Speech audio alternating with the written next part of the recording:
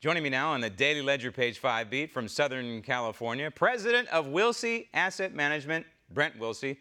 I don't know, Brent. It's as if lawmakers just can't learn their lessons. And we've seen this time and time again, and we know what happens. Why is it, I would ask them, why is it fast food restaurants are automating and getting rid of people in the front part of their stores, if you will, McDonald's and other fast food restaurants? Well, it's because they're jacking up the minimum wage. Yeah, Graham, don't they get this? I mean, this is basic economics. I mean, $15 an hour, that's $31,000 a year. These are supposed to be entry-level jobs, not careers for people. And I was brought up that if you work hard, you get experience, you'll make more. They just want to give these people money. Oh, we got to help these people out. No, let these people really work hard. They'll get paid more if they're doing a good job. And Graham, businesses, they can't absorb these costs. They're either going to automate or they're going to leave and close the business, and that helps no one. Yeah. And speaking of jobs, every American ought to read this new Green Deal as proposed by Alexandria Ocasio-Cortez and other members of the Democrat Party. It's scary.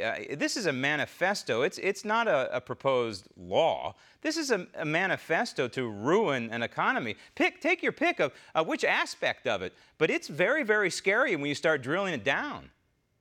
Well, Graham, I looked at her background, and she did go to Boston University, got a degree in economics, I believe.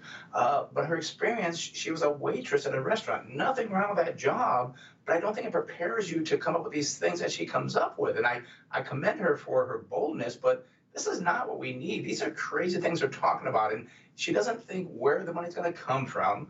I know she talks about the airlines, and that's going to be a thing of the past. We're going to do high-speed rail. Well, I'm trying to wonder, how are we going to get to Hawaii, Europe? Are we just going to be by ourselves?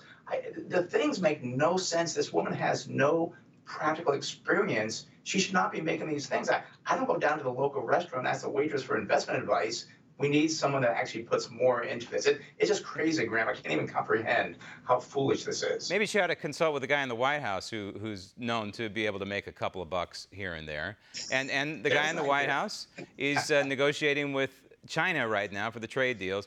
And I think, Brent, the way I look at this one way or another, I don't know if they're going to make the stock markets particularly happy with the announcement on March 1st. They're going to announce something. I don't care if it's an agreement over paper clips, but they're going to announce something. It's just a matter of how robust it's going to be.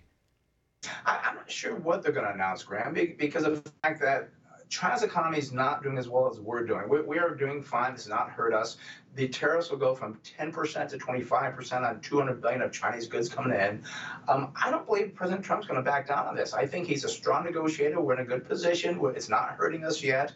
And people think, oh, the stock market's going to be hurt. The stock market is doing very well in January for two reasons. One, the Fed has kind of calmed down on raising rates. The second one is earnings reports are coming in phenomenal. About 75% of companies are beating their estimates, and they're just looking very well. So I don't see why we have to back down on this. I know the big thing is the sharing of technology and so forth. That's the big sticker. I think we need to stay here strong, not back down here and just say, no, we're going to raise those tariffs. Yeah, I think at the very least, I think the tariffs will probably be pared down when we reach March 1st. At the very most, we'll get what is considered to be a fair trade deal between the two countries. Brent, thanks. Want to see more videos like this? Click on the link below and subscribe to One American News on YouTube. And call your cable provider and kindly demand that One American News is added to your lineup. Call and subscribe today.